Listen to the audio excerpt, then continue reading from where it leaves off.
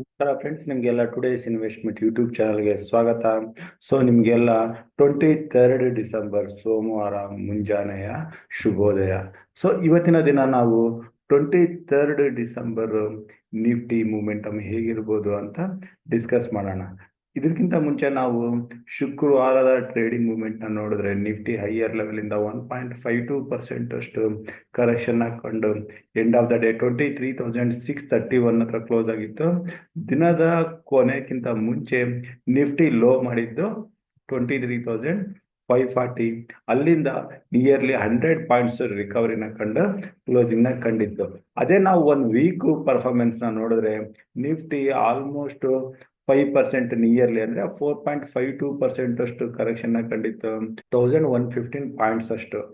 ಈ ಕರೆಕ್ಷನ್ ನಂತರ Indian market close ಆದ್ಮೇಲೆ ನಾನು ಇಲ್ಲಿ ಚಾರ್ಟ್ಗೆ ಬಂದ್ರೆ ನಿಫ್ಟಿ ಫ್ಯೂಚರ್ ಅಂತಾನೆ ಕನ್ಸಿಡರ್ ಮಾಡೋ ಗಿಫ್ಟ್ ನಿಫ್ಟಿ ಲೋವರ್ ಲೆವೆಲ್ ಇಂದ ನಿಯರ್ಲಿ 150 ಪಾಯಿಂಟ್ಸ್ ರಿಕವರಿನ ಕಂಡು ಈಗ 23,800 ಹತ್ರ ಬಂದಿದೆ.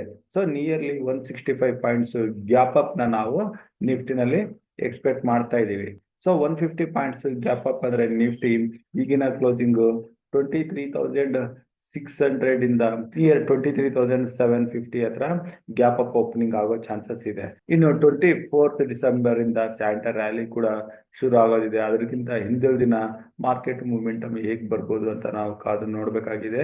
ನನ್ನ ಕಡೆಯಿಂದ ನಾನು ಇವತ್ತಿನ ದಿನ 23rd ಡಿಸೆಂಬರ್ ಮಾರ್ಕೆಟ್ ಓಪನ್ ಆದ್ಮೇಲೆ ಆಪ್ಷನ್ ಚೈನ್ ಯಾವ ರೀತಿ ಬಿಲ್ಟ್ ಆಗಿರುತ್ತೆ ಅಂತ ನೋಡ್ಕೊಂಡು 9:45 ನಂತರ ಇಂಟರ್ಡೇ ಟ್ರೇಡಿಂಗ್ ಲೆವೆಲ್ಸ್ ನ ನೋಡ್ತೀವಿ.